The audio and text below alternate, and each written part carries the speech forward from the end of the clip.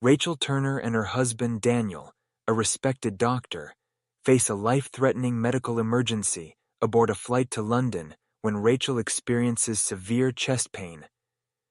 Despite Daniel's urgent request for assistance, the flight crew, including the captain, dismisses the severity of the situation, prioritizing procedures over the safety of a passenger. Tensions rise as Daniel demands immediate action. But the crew's indifference, fueled by racial biases, only intensifies the danger. The story highlights the profound neglect, systemic issues, and racial prejudice that endangered Rachel's life, sparking a fight for accountability in the airline industry. Have you ever found yourself in a situation where prejudice or discrimination put someone's life on the line? Picture being 30,000 feet in the air, entirely at the mercy of the crew, and the person entrusted with everyone's safety refuses to act when disaster strikes. This is the story of Rachel Turner and her husband, Daniel, two people who, on what should have been a peaceful flight to London, would face an unimaginable test of courage, resilience, and justice that would reverberate throughout an entire industry. Rachel Turner, an accomplished businesswoman, and Daniel, a highly regarded physician, had planned a simple, quiet trip to London. They settled into their first-class seats, unaware that their journey would soon take a terrifying turn. The soft rumble of the engines filled the cabin, mixing with the hushed chatter and the clinking of drink glasses. But even amid the comforts of luxury, both Rachel and Daniel could feel the weight of something far less pleasant, an undercurrent of unspoken prejudice. Rachel fidgeted in her seat, adjusting her belt, and trying her best to ignore the occasional sideways glances from fellow passengers. While no words were spoken, the judgment was palpable, an assumption that had followed her for years, one that she had learned to endure silently. Her husband, Daniel, deep in the pages of a medical journal, was a calming presence beside her, but even his quiet strength couldn't erase the unease bubbling inside Rachel. A few moments later, a flight attendant appeared, offering a smile that felt forced and rehearsed, like it had been practiced in front of a mirror. "Mrs. Turner, is there anything I can get for you before we take off?" she asked, her tone polite but distant. Rachel gave a polite reply. "No, thank you, I'm fine." The attendant nodded and turned to leave, but before she did, she shared a brief glance with another flight crew member. It was subtle, but unmistakable, a silent exchange laden with meaning, one that Rachel had seen all too often in her life. "Did you see that?" Rachel whispered to Daniel, her voice tinged with frustration. "They just looked at us like we didn't belong." Daniel, never lifting his eyes from his journal, gave a quiet nod. "I saw it. But let it go, Rachel. We're here because we earned it." His words were meant to offer reassurance, but they couldn't quite lift the weight of the tension that settled in Rachel's chest. She had long become accustomed to these unspoken moments, where bias and prejudice hid behind a mask of civility. But as the captain's voice crackled over the intercom, welcoming everyone aboard, Rachel couldn't shake the feeling that something was wrong. What had started as a subtle discomfort was about to escalate into a life-or-death ordeal, one where Daniel's medical expertise, Rachel's resilience, and the quiet support of fellow passengers would clash head-on with the arrogance and negligence of the crew. What followed would serve as a stark reminder of the power of standing up to injustice, even when it seems impossible. This ordinary flight was about to transform into a battle for survival and accountability, a fight that would make us all think twice about the cost of complacency in the face of adversity. Stay with us as we uncover how one flight became a testament to the courage it takes to confront the unimaginable. Rachel Turner shifted uncomfortably in her seat, trying to ignore the dull ache that had begun to creep into her chest. At first, she brushed it off as simple travel fatigue or the result of sitting in one position for too long. But as the minutes stretched on, the discomfort didn't subside. It only deepened. It felt like a weight was settling in her chest, pressing harder with every passing second. Beside her, Daniel Turner, her husband and a seasoned cardiologist, remained absorbed in his medical journal. His pen moved across the page with precision as he took notes, unaware of the growing unease building in Rachel's body. She shifted again, trying to get comfortable, but the sensation in her chest was unmistakable and unyielding. It was more than just discomfort. It was becoming a constant pressure, spreading slowly, like ripples of a storm in the water. Rachel hesitated for a moment before glancing at Daniel. She didn't want to disturb him, but something about this felt different. This time, the pain was persistent, and it wasn't going away. "Daniel," she whispered, her voice filled with worry. "I'm not feeling right." Immediately, Daniel set down his journal, his calm expression turning into one of concern. His medical training kicked in almost instinctively. "What's wrong?" he asked, his hand moving to hers in a gentle but firm grasp. "It's my chest," Rachel replied, absent-mindedly rubbing the area over her heart. "It's tight, and it's getting harder to breathe." Daniel's brow furrowed, his face darkening. He was no stranger to symptoms like these, and the worry he felt was palpable. "Stay calm," he instructed, his voice steady but laced with urgency. "Let me check your pulse." His fingers found her wrist, and as he felt the rapid, shallow beats of her heart, his face tightened in concern. "This could be serious," he muttered, already shifting into action. He quickly turned to the nearest flight attendant, his voice authoritative and clear. "Excuse me, my wife is experiencing chest pain and shortness of breath. I need immediate assistance." The young flight attendant blinked in surprise, caught off guard by the urgency in Daniel's tone. "I'll need to consult with the captain," she said, her words hesitant. "There's no time for that," Daniel snapped, his calm demeanor finally cracking under the pressure. "She could be having a heart attack. Bring me the oxygen and the medical kit. Now." The attendant faltered for a moment, her professional composure slipping, but after a brief pause, she nodded and rushed off to fetch the necessary supplies. Rachel's condition deteriorated by the second. Each breath she took came in shallow, desperate gasps, and a sheen of sweat formed on her forehead. She gripped Daniel's hand tightly, her voice barely above a whisper. "It's getting worse, Daniel." "I know," Daniel replied, his voice cracking for the first time since this ordeal began. "Just hold on, I'm right here." Minutes felt like hours as Daniel monitored Rachel's symptoms, his mind racing with potential diagnoses and treatments. Finally, the attendant returned, holding a small medical kit and an oxygen mask. Daniel wasted no time in adjusting the mask over Rachel's face, securing it in place, and watching closely as she struggled to breathe. But as he assessed the kit, his frustration grew. The supplies inside were inadequate. Missing essential equipment, it was woefully unprepared for a real emergency. "This isn't enough," Daniel muttered under his breath, turning sharply toward the flight attendant. "What's the captain's decision? We need to land immediately." The attendant shifted uncomfortably, looking down at her feet.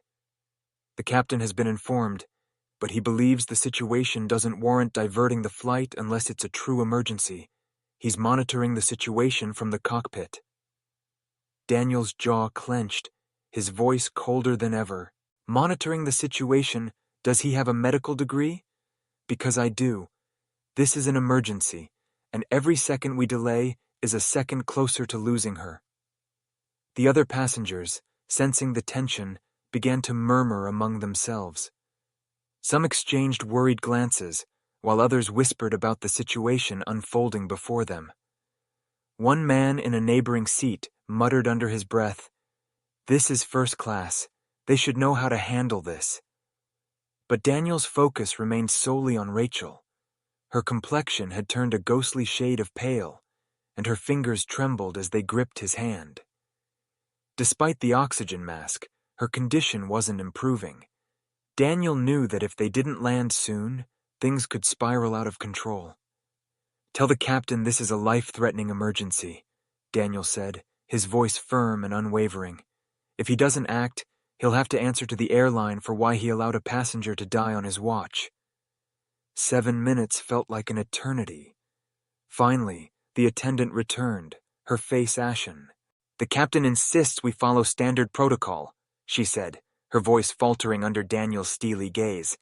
"He's monitoring the situation from the cockpit." Daniel's patience snapped.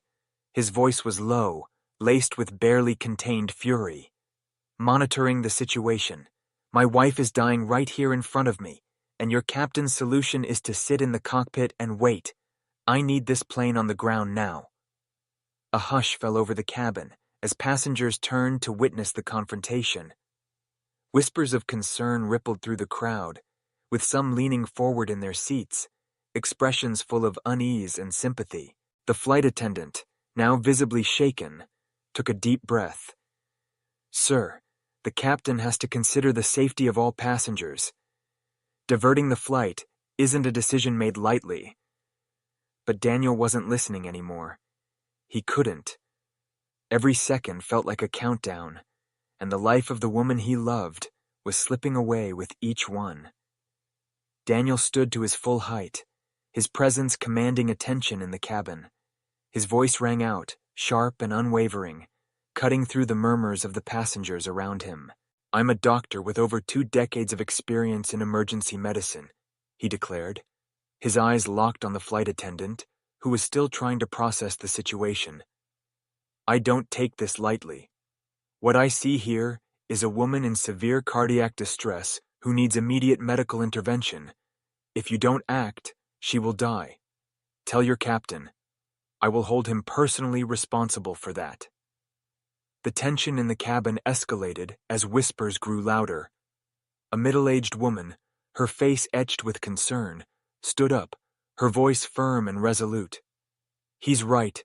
She's in serious trouble, and the captain needs to do something. We can't just sit here and watch this happen." Another voice, a man in his 30s, chimed in, his words filled with urgency. "If he's a doctor and says this is serious, we need to land the plane now." Encouraged by the support, Daniel turned his gaze back to the flight attendant, his voice calm but resolute. "You see, this isn't just me. Everyone here sees what's happening. Go back and tell the captain he no longer has the luxury of ignoring this." The flight attendant hesitated for a moment, then hurried off, her steps quick but unsure as she disappeared toward the cockpit. Daniel sat back down beside Rachel, gripping her hand tightly. Her eyes fluttered open, her gaze unfocused and distant. "Daniel," Rachel whispered, her voice weak. "I can't breathe." "Stay with me, Rachel," Daniel said softly, his voice cracking with emotion. "I'm here. You're going to get through this. I promise." Time seemed to stretch on, every minute dragging as Daniel watched his wife struggle to breathe. The minutes felt like hours, and the cabin grew quieter, the weight of the situation pressing heavily on everyone. Finally, the captain appeared from the cockpit. Captain Richard Harris, tall and polished in his uniform, strode down the aisle with an air of practiced authority. But as he approached Daniel, the irritation in his eyes was hard to miss. "Dr. Turner," Harris said, his tone clipped, "I've been informed of your concerns. Let me assure you we're monitoring the situation closely." Daniel rose to his feet, his fury barely contained. "Monitoring the situation? My wife is dying in front of you, and you're standing here talking about monitoring. She needs a hospital captain now." Harris's jaw tightened, and his tone grew defensive.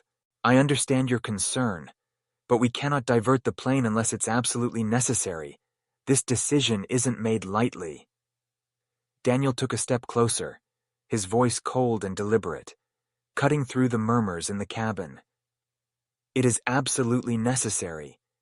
She's showing clear signs of cardiac distress. If you don't act now, you'll be explaining to the airline and the world why you let a passenger die because you didn't want to inconvenience yourself." The passengers, many of whom had been quietly watching the exchange, erupted in support. "He's right!" one shouted. "This is a life at stake," another added. The cabin, once filled with uncertainty, was now filled with an undeniable unity. Harris seemed unnerved, but his posture remained rigid. "This is my plane, and I'm responsible for the safety of everyone on board," he said, his tone hardening. "We are proceeding to our destination as planned." Daniel's voice was now ice cold, his words calculated. "Then let me make this clear, Captain. If my wife dies because of your inaction, not only will you lose your job, but you'll face the consequences of negligence. The entire cabin will testify to your indifference." Harris glanced around, his eyes widening as he realized the passengers were no longer silent witnesses. They were allies in Daniel's fight. Some passengers nodded in agreement, while others muttered their discontent. The message was clear. The cabin was united in demanding action. Finally, Harris's resolve faltered. He sighed, his shoulders slumping slightly under the weight of the growing pressure. "Fine," he said begrudgingly.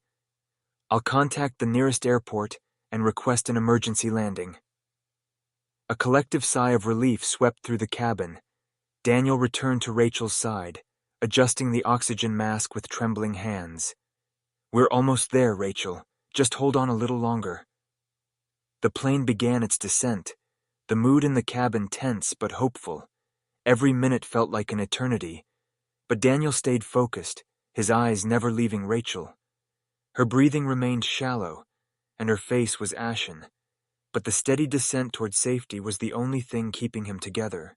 Captain Harris's voice crackled over the intercom, announcing the emergency landing. "Ladies and gentlemen, we are making an emergency landing at the nearest airport due to a medical situation on board. Please remain seated and follow the crew's instructions." Daniel held Rachel's hand firmly, his eyes flickering between her pale face and the oxygen mask. He kept his focus on her, the faint rise and fall of her chest the only reassurance that she was still with him.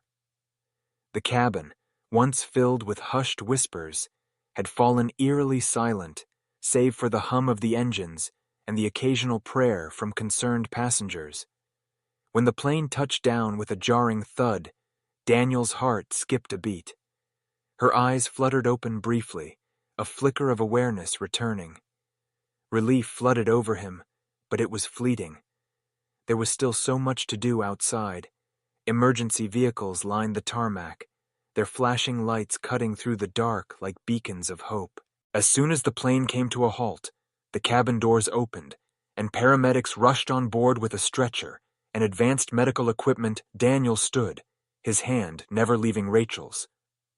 "She's showing signs of cardiac distress," he informed the lead paramedic, his voice clipped and professional. "Her pulse is weak, and her breathing has been labored for the past hour. She needs immediate intervention." The paramedic, recognizing Daniel's authority, nodded briskly. "We've got it from here, doctor. Let's stabilize her and get her to the hospital." "No," Daniel said firmly, his tone leaving no room for argument. "I'm coming with her. She needs someone who knows her medical history and won't leave her side." The paramedics exchanged a glance but quickly agreed. They carefully transferred Rachel onto the stretcher, Daniel remaining at her side, his hand never letting go of hers. As they moved through the cabin, the passengers looked on in silence, their expressions a mixture of concern and admiration. One middle-aged woman reached out to touch Daniel's arm as he passed. "You're a good man," she said softly, her voice thick with emotion. "She's lucky to have you." Daniel nodded in acknowledgement, but his focus remained entirely on Rachel. Every step down the aisle felt like a small victory, a testament to his refusal to give up, even when the odds were stacked against them. The murmurs of encouragement from the passengers followed him, their quiet support a balm to his frayed nerves. The paramedic quickly loaded Rachel into the waiting ambulance, and Daniel climbed in beside her as the doors slammed shut, cutting off the chaos of the tarmac. He leaned close to her, brushing a damp strand of hair from her forehead. "You're safe now," he whispered, his voice trembling with emotion. "We made it, just hold on a little longer." The ambulance sped toward the hospital, its sirens wailing into the night. Daniel, his years of medical training keeping him focused, monitored Rachel's vitals closely. Despite the emotional weight of the situation, he knew that every second counted. When they finally arrived at the emergency room, a team of doctors was already waiting to take over. As they wheeled Rachel away, Daniel hesitated for a moment, watching her disappear down the corridor. The sight left him feeling both helpless and hopeful. He slumped into a chair in the waiting room, his head in his hands, replaying every moment of the flight in his mind. Had he done enough? Had he made the right decisions? Hours later, a doctor emerged with a calm but reassuring expression. "Dr. Turner, you got her here just in time. She suffered a myocardial infarction, but we've stabilized her, and she's responding well to treatment." Relief washed over Daniel like a wave.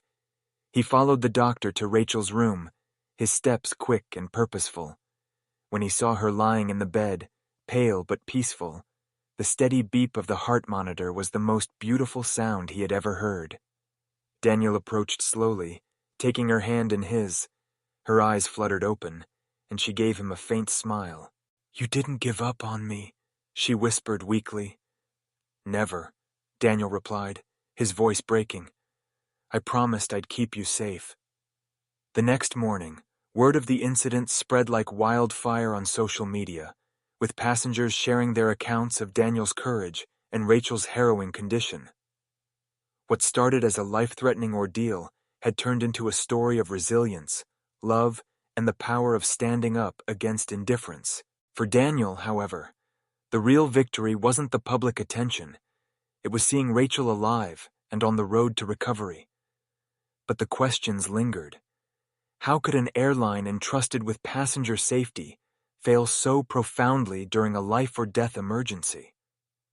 A week later, sitting across from the airline's representatives, Daniel made his position clear. "I'm not here for compensation," he said, his voice firm. "This isn't about money. It's about ensuring no one else has to go through what my wife and I endured." The airline's representatives listened intently as Daniel outlined his demands: mandatory medical training for all flight crew members, enhanced onboard medical kits, and a review of emergency protocols that prioritized passenger safety over operational convenience. "The lack of action and empathy we experienced," Daniel continued, "is not just a failure of one individual. It's a systemic issue, a failure of training, resources, and prioritization. This needs to change." Under mounting public pressure, the airline was forced to respond. In a public statement, their CEO acknowledged the incident and announced immediate reforms: advanced medical training for all flight crew, expanded medical kits on board, and the dismissal of Captain Richard Harris, whose actions had not aligned with the company's values or commitment to passenger safety. The announcement marked a turning point, but for Daniel, the fight wasn't over. The changes were necessary, but they were just the beginning of a much larger conversation. The battle was far from over. Daniel Turner, now a vocal advocate for passenger rights, used his platform as a respected doctor to push for sweeping changes across the airline industry. He appeared on national news programs and medical panels, sharing his harrowing experience with the world. His message was simple but powerful. Airlines must prioritize humanity over rigid procedures.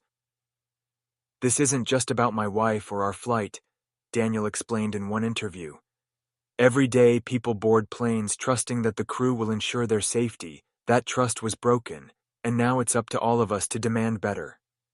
His words resonated deeply with the public, and advocacy groups quickly rallied behind him, using his case as a catalyst to push for stronger regulations in the airline industry.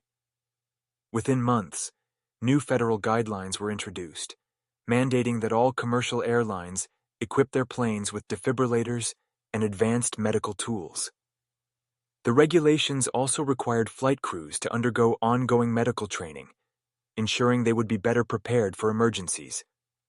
Additionally, stricter accountability measures for captains during medical crises were implemented. Meanwhile, Rachel, who was now recovering at home, reflected on the harrowing experience with a mix of gratitude and resolve. "I'm alive today because my husband refused to give up on me," Rachel said in a heartfelt statement. "But I also know how lucky I am. What happens to the passengers who don't have someone like Daniel fighting for them?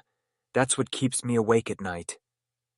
The Turner's story quickly became a rallying cry for change, inspiring countless others to share their own stories and demand better treatment. The public perception of the airline industry shifted dramatically. Companies were forced to reevaluate their priorities and, for the first time in a long while, take a serious look at the human cost of neglect. For the passengers aboard that fateful flight, the events were a sobering reminder of the power of unity. Many of them reached out to the Turners, sending letters of thanks and support. One passenger summed it up best in a letter. "You didn't just save Rachel's life. You showed all of us what it means to fight for what's right." Daniel's unwavering determination did more than save his wife. It ignited a movement. His actions, fueled by love and an unrelenting belief in justice, proved that one person's courage could ripple outward, creating lasting change far beyond the immediate crisis. The story of Daniel and Rachel Turner became a powerful testament to the strength of love and the resilience of the human spirit. It highlighted the courage it takes to stand up for what is right, even in the face of indifference and opposition. This story challenges us to reflect on our own lives and actions. What would we do in a moment of crisis? Would we have the courage to stand up when faced with opposition? And how can we, as individuals and as a society, push for systems that prioritize humanity over convenience? As you consider these questions, we invite you to take action. Share this story with others. Awareness is the first step toward change. Advocate for better policies in your own communities, whether in the workplace, schools, or public services. And most importantly, stand firm in your beliefs when faced with situations where doing the right thing isn't the easy thing. If this story resonated with you, please like this video, share it with someone who needs to hear it, and subscribe to our channel for more stories of courage, resilience, and justice. Together, we can amplify voices that challenge the status quo and inspire change. What are your thoughts on Daniel and Rachel's journey? Have you ever witnessed or been part of a moment where standing up for what's right made all the difference? Share your reflections in the comments below. Let's keep this conversation going and continue working toward a more just and compassionate world.